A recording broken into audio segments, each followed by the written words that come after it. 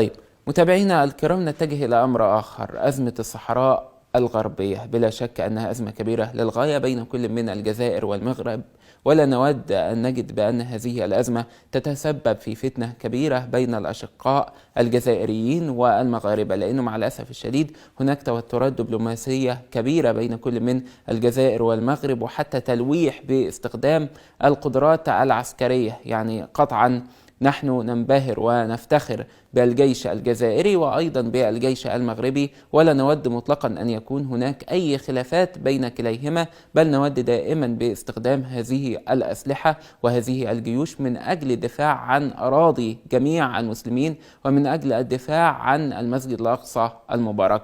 ولكن فيما يتعلق بقضية المعبر الحدودي الذي يفصل بين كل من المغرب وموريتانيا، وقيام المغرب بشن عملية عسكرية تجاه من تسببوا في إعاقة حركة المرور هناك، شهدنا معها رفض جزائري من قبل وزارة الخارجية الجزائرية لهذا الأمر. عموما رئيس الوزراء المغربي سعد الدين العثماني تحدث اليوم أمام البرلمان وجاوب على العديد من الأسئلة، وتحدث عن هذه العملية العسكرية وأن الصحراء الغربية هي تابعة للمغرب، وأشار إلى قيام بعض من الدول العربية بافتتاح قنصليات لها في هذه الأراضي، وألمح أيضا إلى أن هناك من يستغل هذه القضية ويدعم الانفصاليين، وأنهم يرفضون هذا الأمر، وأنهم حريصين على وحدة واستقرار الدولة المغربية بكافة مدنها. وأشار أيضا إلى أنهم يودون إحداث عملية تنمية كبيرة في الصحراء الغربية.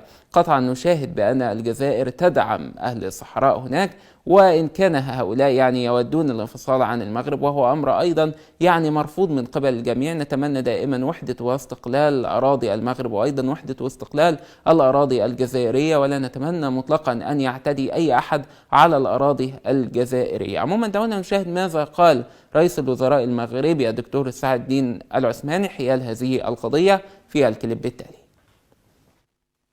السيد الرئيس، إن تشبث بلادنا بوحدتها الوطنية والترابية وبسيادتها على أقاليمها الجنوبية لا يوازيه سوى حرصها على تنمية هذه المناطق، شأنها شأن باقي مناطق المملكة.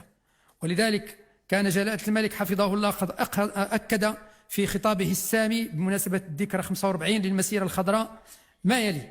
يقول جلالة الملك: التزامنا بترسيخ مغربية الصحراء على الصعيد الدولي لا يعادله إلا عملنا المتواصل على جعلها قاطرة للتنمية على المستوى الإقليمي والقاري.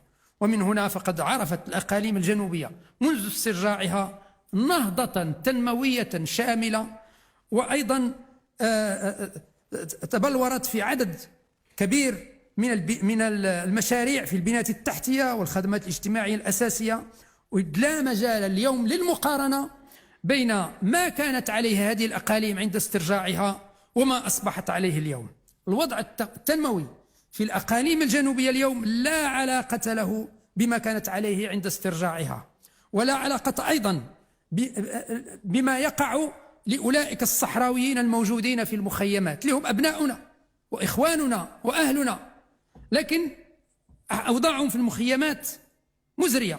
هذا هو الفرق بين من يعتبر الأرض أرضه وساكنتها إخوانه ومواطنيه، فعمر الأرض واستثمر في حياة سكانها ليعيشوا العيش الكريم، وبين من يحتضن صحراويين ليستعملهم للضغط على المغرب ولا يمتعهم بأي شرط، لا من شروط المواطنة ولا من شروط اللجوء. ونحن نعرف أن للاجئين في القانون الدولي وفي الأعراف الدولية وفي الممارسة الدولية العملية وفي قيمنا الإسلامية حقوقا ولاستقبالهم شروطا، لكن هناك في المخيمات قضوا 40 سنة ولم يبني لهم بيتا ولا كوخا ولا سوى طريقا ولا وفر أدنى شروط العيش الكريم، فظلوا بنفس الوضعية التي كانوا عليها، يستجدون الدعم والمساعدات من العالم. ومثلنا ومثلهم مثل المثل العربي: ليست النائحة الثكلى مثل النائحة المستأجرة. فالمغرب يدافع عن صحرائه بإيمان ومستعد ليفديها بكل شيء. المغرب ملكا وحكومة وشعبا. احنا واحد المثال الأمازيغي كنقولوا فيه: ورسوا والنغطرغة دو الناس يسرقان، ليس مثل من يتحرق شوقا ويتحرق غيرة على قضية عادلة مثل الذي يستفيد منها. السيد الرئيس، هذه الديناميكية الهامة للنموذج التنموي الخاص بالأقاليم الجنوبية كان جلالة الملك قد أعطى انطلاقته في خطابه التاريخي من مدينة العيون بمناسبة الذكرى 40 لانطلاق المسيرة الخضراء 2015. وهذا النموذج التنموي للأقاليم الجنوبية الذي تمت بلورته بطريقة تشاركية واسعة يهدف إلى تنمية الأقاليم الجنوبية وتعزيز اندماجها وتكاملها مع باقي أقاليم التراب الوطني، وذلك عبر تعزيز البنيات التحتية، توفير وسائل النقل والربط بباقي جهات المملكة، تحفيز الاستثمار الخاص ودعم المقاولات ودعم مشاريع التنمية البشرية، فضلا عن تثمين الموارد الطبيعية والحفاظ على التراث اللامادي والثقافي للمنطقة. ويستلهم هذا النموذج التنموي توجهاته الكبرى من المشروع الوطني للجهوية المتقدمة كخيار أساسي لدعم تنمية الأقاليم الجنوبية، هو الذي مكن أبناء الأقاليم الجنوبية من المشاركة الفاعلة في المجهود السياسي والتنموي لبلدهم. تمت بلورة هذا البرنامج التنموي بحيث يمتد زمنيا من 2016 إلى 2021، ويتضمن عقود برامج لإنجاز ما يفوق 700 مشروع تنموي، رصد لها في البداية غلاف مالي قدر ب 77 مليار درهم، ليرفع بعد ذلك لاحقا ليصل إلى حوالي 85 مليار درهم. ويمكن أن نشير هنا إلى أهم البرامج الكبرى المهيكلة لهذا المشروع: طريق السريع تزنيت الداخلة 1055 كيلومتر، البرنامج الصناعي فوس بكراع بالعيون، مواقع الطاقة الريحية والشمسية ومشاريعها في العيون وطرفايا وبوجدور بطاقة إجمالية تقدر ب 600 ميجاوات، ميناء الداخلة الأطلسي، برامج التأهيل الحضري. وبالعودة إلى البرنامج التنموي للأقاليم الجنوبية يمكن القول إن تنفيذه يسير اليوم عموما وفق الجدولة الزمنية المسطرة، حيث أن إنجاز جل المشاريع يسجل نسبا إما تصل إلى 100% أو تقترب منها، لكن على العموم نسب الإنجاز عموما هي 70%. 179 مشروع من ذلك 700 179 مشروع تم الانتهاء الفعلي منها ومن إنجازها، ودخلت مرحلة الاستغلال بكلفة إجمالية تقدر ب 13 مليار درهم. 336 مشروع في طور الإنجاز بعده سينتهي قبل نهاية هذه السنة، في حين لم يتم الشروع بعد في إنجاز 236 مشروعا كلفته الإجمالية قدرها 25 مليار درهم، من بينها وفي مقدمتها الميناء الداخلة الأطلسي بكلفة ديال 10 مليار درهم.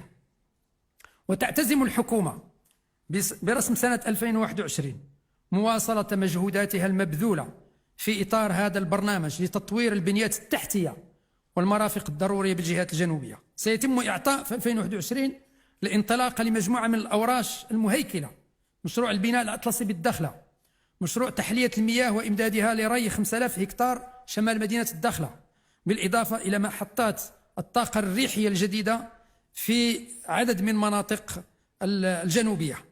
بالموازاة مع ذلك هناك عدد من البرامج أخرى في المناطق الجنوبية من غير البرنامج التنموي للأقاليم الجنوبية. هناك برنامج تقليص الفوارق المجالية، وهناك برامج استثمارات المقاولات والمؤسسات العمومية برسم سنة 2021 مجموعه 4.5 مليار درهم. وهناك العدد من المشاريع أيضا التي تطلع فيها إدارات أخرى. وهنا أريد أن أشير إلى أن وكالة الإنعاش والتنمية الاقتصادية والاجتماعية لأقاليم الجنوب التي تأسست سنة 2000 تقوم بدور هام في مواكبة مختلف البرامج التنموية بالجهات الجنوبية الثلاث، مع عناية خاصة لمشاريع التنمية البشرية وإشراك الساكنة عبر هيئات المجتمع المدني. وأريد أيضا أن أشير إلى أهمية دور الجماعات الترابية، الجهات الثلاث، وأيضا الجماعات المحلية في المشاركة في هذا البرنامج التنموي من جهة، ولكن أيضا في برامج تنموية أخرى. وأريد أيضا أن أتوجه بالشكر إلى رجال الأعمال والمستثمرين المغاربة والأجانب الذين يستثمرون في المنطقة، وأدعوهم إلى مزيد من الاستثمار في المناطق الجنوبية. نحن نتمنى كل الخير للمغرب، نتمنى أيضا كل الخير للجزائر، ونتمنى بالفعل من كلا البلدين وكلا المسؤولين في كافة أرجاء الجزائر والمغرب بأن يكون هناك بالفعل حوار دبلوماسي هام يجمع كل القيادات من أجل حل هذه الأزمة، أزمة الصحراء، لأنه قطعا أمال الأمة الإسلامية تتعلق دائما بالجزائر والمغرب، وكل المحبة تأتي من كافة شعوب وأقطار العالم الإسلامي للجزائريين والمغاربة أو المغاربة والجزائر.